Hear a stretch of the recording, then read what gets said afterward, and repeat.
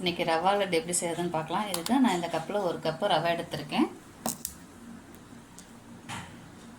கப்பில் 3/4 கப்புக்கு சுகர் எடுத்து சுகர் சிரப் செஞ்சுக்கலாம். கப்பு சுகர் எடுத்தோலே அதில் 1 கப் அளவுக்கு தண்ணி ஊற்றி நம்ம சர்க்கரை பாகு தயார் பண்ணிக்கலாம்.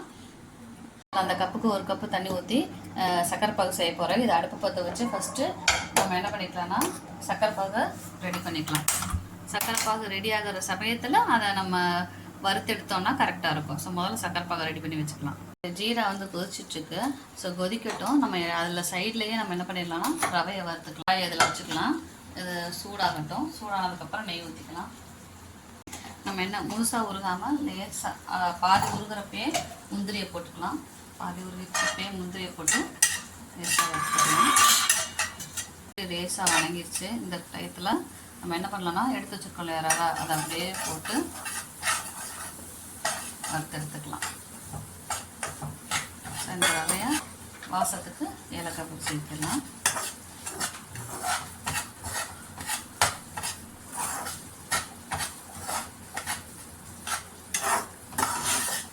இப்போ அடுப்பு ஆஃப் பண்ணிவிட்டு நம்ம ஒரு பிளேட்டில் போட்டுக்கலாம். பிளேட்டுக்கு வச்சுக்கலாம். நம்ம என்ன பண்ணிக்கலாம்னா கொஞ்சம் கொஞ்சமாக சர்க்கரை பாகு ஊற்றி இந்த மாதிரி கெட்டி ஆக்கிக்கலாம். ரொம்ப சூடாக பிடிக்க முடியாது. அதே மாதிரி ரொம்ப ஆறிட்டாலும் நமக்கு பிடிக்க வராது. அதனால் மிதமான சூட்டில் இருக்கிறப்போ நம்ம பிடிக்க ஆரம்பிச்சுக்கலாம்.